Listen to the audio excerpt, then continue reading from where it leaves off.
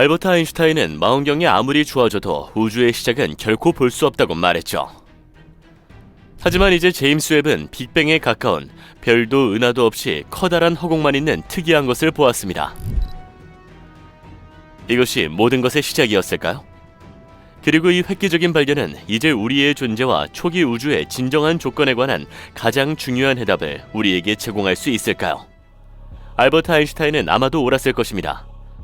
빛이 전혀 방출되지 않았을 것으로 추정되고 완전한 어둠 속에서 일어났을 뿐만 아니라 엄청나게 거대해서 우리의 모든 물리적 기준이 이 한 지점에서 일어난 사건을 어떻게 바라볼 수 있을까요? 우리 우주는 138억 년 전쯤 작은 점으로부터 생겨났다고 합니다. 아주 작은 불규칙성으로 인해 완벽한 평형 상태에서 벗어난 특이점이 오늘날 우리가 우주라고 부르는 것이 되었다는 것이죠. 우리 우주가 생겨났을 것으로 추정되는 이 단일점은 오늘날에도 블랙홀 내에서 우주에서 발견할 수 있습니다. 블랙홀의 힘이 너무 커서 무한대를 향하기 때문에 우리의 측정 방법도 거기서는 실패합니다. 나사의 새로운 우주망원경인 제임스 웹은 이제 우주의 최초의 별이 빛나기 전에 존재했을 수 있는 태초의 블랙홀과 거대한 공허를 발견했습니다. 완전한 어둠 속에서 빅뱅 직후의 초기 우주를 상상해보세요. 뜨겁고 밀도가 높은 입자와 방사선의 혼합물로 빠르게 팽창하고 있는 초기 우주를 상상해보세요. 이 단계에서는 빛의 입자인 광자가 밀도가 높고 자유로운 양성자 및 전자와 끊임없이 상호작용하고 공간을 자유롭게 이동할 수 없기 때문에 전통적인 의미의 빛은 아직 존재하지 않습니다. 빅뱅 후 약 38만 년이 지난 후 우주는 수소와 헬륨을 중심으로 하는 최초의 중성원자가 형성될 수 있을 만큼 충분히 냉각됩니다. 이 냉각으로 인해 광자가 자유롭게 움직일 수 있게 되면서 우주 마이크로파 배경이 만들어집니다. 그러나 별이나 은하와 같은 광원이 아직 없기 때문에 우주는 여전히 어둡습니다. 이온화는 최초의 별과 은하가 형성된 빅뱅 이후 수억 년 후에 시작됩니다. 이 젊고 뜨거운 별들은 강렬한 자외선을 방출하여 주변의 중성수소 원자를 이온화합니다. 이 과정은 수소 원자를 양성자와 자유전자로 분리하여 우주가 자외선과 가시광선을 더 잘 투과할 수 있게 만들죠. 최초의 별과 은하의 형성은 중력에 의해 예고됩니다. 중력의 영향으로 가스구름, 특히 수소와 헬륨이 응축되기 시작합니다. 이 응축된 영역에서 압력과 온도가 상승하여 최초의 별의 중심부에서 핵융합이 시작됩니다. 빛이 생성되고 이 별들은 처음으로 밝게 빛나죠. 이 별들은 그 빛으로 우주의 이온화에 크게 기여합니다. 이 기간 동안 우주는 점점 더 투명해집니다. 최초의 별과 은하에서 나오는 방사선은 이 시점까지 우주를 가득 채웠던 중성수소의 짙은 안개를 이온화하기에 충분합니다. 이 과정은 전체 은하간 매질이 대부분 이온화될 때까지 계속되며 암흑기가 끝나고 오늘날 우리가 알고 있는 우주의 시작을 알립니다. 따라서 최고의 망원경이 있어도 우주가 투명해지고 빛이 자유롭게 퍼질 수 있게 된 시점까지만 볼 수 있다는 말입니다. 지금까지 과학자들은 이 시점이 빅뱅 이후 약 38만 년 후에 발생했다고 추정해왔습니다. 제임스 웹이 발견한 위대한 공허의 발견. 제임스 웹 우주망원경은 현재 가장 강력한 최고의 망원경으로 우주의 시작에 대한 진실을 밝히기 위해 설계되었습니다. 16개의 벌집 모양의 거울과 독특한 적외선 기술을 갖춘 이 망원경은 135억 년 동안 우리에게 다가온 빛의 신호를 포착합니다. 이제 망원경은 이미 아주 오래된 은하를 발견했으며 밤하늘의 새로운 초신성은 빅뱅 후 5억 년 후에 존재했던 블랙홀이라는 또 다른 흥미로운 발견을 해냈습니다. 이 발견은 초기 우주의 모습과 그 안에 어떤 물체가 있었는지에 대한 우리의 생각을 날려버렸습니다. 이 블랙홀은 엄청나게 오래되었을 뿐만 아니라 비정상적으로 크기도 합니다.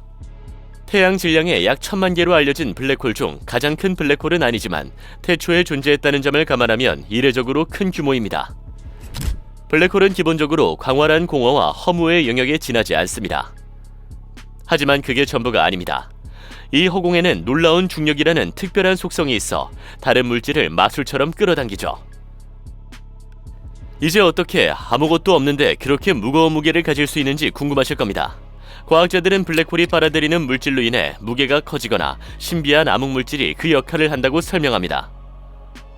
블랙홀과 마찬가지로 암흑물질은 눈에 보이지 않으며 그 무게로 인해 시공간이 휘어지기 때문에 우리가 인지할 수 있을 뿐입니다. 과학자들은 이제 제임스 웹이 발견한 블랙홀에 대한 또 다른 놀라운 사실을 관찰했습니다. 블랙홀이 엄청나게 빠르게 성장하고 있으며 연구자들은 그 이유를 모른다는 것입니다.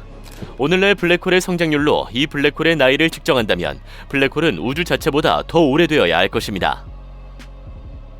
불가능하게 들리지 않나요? 하지만 우리 우주의 일부 원소가 이미 전구 우주에 존재했을 수 있다는 이론이 있기 때문에 이를 배제할 수는 없습니다.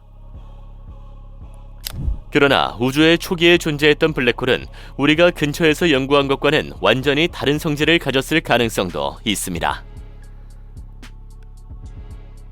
우리의 우주론은 틀렸다. 제임스 웹이 연이어 놀라운 발견으로 우리를 기쁘게 해준 이후 오래된 이론이 심각하게 흔들리고 있습니다. 사실 현재의 우주론에 뭔가 문제가 있다는 것입니다. 매우 빠르게 성장하는 거대한 블랙홀과 우주보다 거의 더 오래되었을 은하들은 빅뱅과 그 이후의 시간에 대한 기존의 거의 모든 유효한 이론과 계산의 틀을 깨트립니다. 과학자들은 도전에 직면하고 있으며 우리는 곧 완전히 새로운 우주론적 세계관을 갖게 될지도 모릅니다. 새로운 이론이 등장하고 오래된 이론이 되살아나고 있습니다. 예를 들어 가변 물리상수 이론은 우주 초기에 다른 물리법칙이 적용되었다고 제안하고 있습니다. 중력상수나 미세구조상수와 같은 기본 물리상수는 우주의 초기 단계에서 현재와 완전히 다른 값을 가졌을 수 있습니다. 이것은 은하가 훨씬 더 빠르게 성장한 이유와 블랙홀이 신비롭게 점점 더 커진 이유를 설명할 수 있죠. 저희가 여러분과 공유하고 싶은 또 다른 흥미로운 접근 방식은 아인슈타인의 일반 상대성 이론과 양자역학의 원리를 결합하려는 양자중력 이론입니다. 상대성 이론은 대규모의 힘과 현상을 설명하고 있습니다. 여기에는 중력도 포함되죠. 양자역학은 가장 작은 입자의 세계에서 일어나는 현상과 그곳에서 작용하는 힘과 현상을 다루고 있습니다. 우주가 극도로 작고 밀도가 높았던 빅뱅 근처에서는 양자중력의 법칙이 지배적이었을 것입니다. 그러나 과학자들은 빅뱅 이론과 우주의 초기 발달에 대한 계산을 대부분 아인슈타인의 최대 현상에 대한 물리학에 기초해 왔습니다. 따라서 여기에 오류가 있었을 수 있으며 제임스 웹은 이제 그 증거를 보여주고 있습니다. 결국 과학자들은 현재 풀어야 할 퍼즐에 직면해 있습니다. 빅뱅 이론은 1920년대 벨기에의 천문학자이자 성직자인 조르주 르메트르가 우주가 하나의 압축된 원시점에서 시작되어 매우 조밀하고 뜨거운 상태로 팽창했다는 가설에서 시작되었습니다.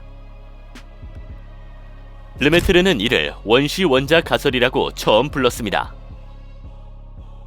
빅뱅에 대한 생각은 미국 천문학자 에드윈 허블의 관측을 통해 더욱 강화되었습니다.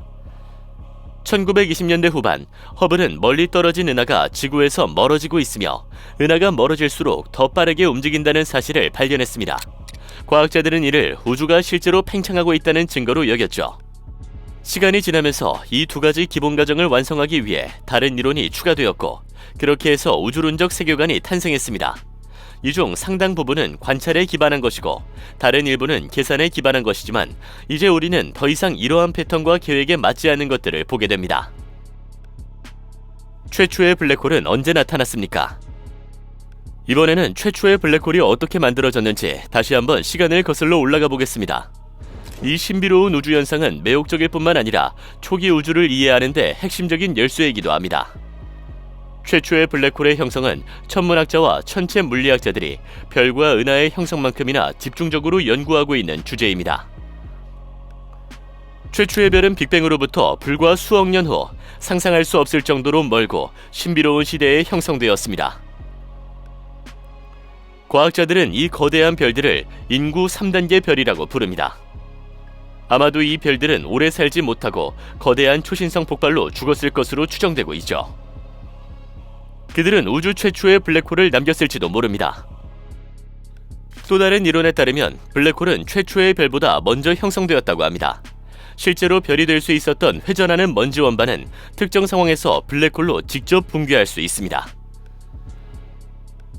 그러면 블랙홀은 최초의 별보다 먼저 존재했을 수도 있습니다. 하지만 이것은 이야기의 시작에 불과하죠. 태초에는 우리 태양보다 수백만에서 수십억 배나 무거운 초질량 블랙홀이 존재했습니다. 우주의 초기에 어떻게 그렇게 빨리 거대해질 수 있었을까요? 한 가지 이론은 끊임없이 물질을 삼키고 다른 블랙홀과 합쳐지는 작은 블랙홀로부터 형성되었다는 것입니다. 그러나 이 블랙홀로 떨어진 별과 물질이 있어야만 했겠죠. 제임스 웹 우주망원경의 결과는 한마디로 대단한 미스터리입니다. 제임스 웹은 최초의 은하와 초질량 블랙홀에 의해 구동되는 퀘이사에 이르기까지 이전의 어떤 망원경보다 우주를 더 깊이 들여다볼 수 있습니다. 이 망원경은 타임머신과 같아서 수십억 년 전의 물체에서 나오는 빛을 볼 수 있습니다. 그래서 우리는 초기 우주의 비밀을 직접 들여다보고 있으며 우리가 보고 있는 것은 기적과도 같습니다. 아무도 이런 것들을 예상하지 못했죠. 마치 현재 아무도 이해하지 못하는 언어를 사용하는 완전한 외계 세계가 천문학자들 앞에 나타난 것처럼 말이죠.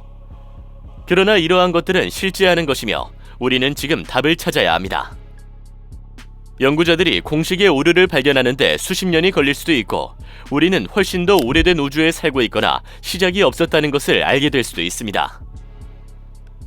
지금 구독하고 앞으로 공개될 동영상을 기대하세요.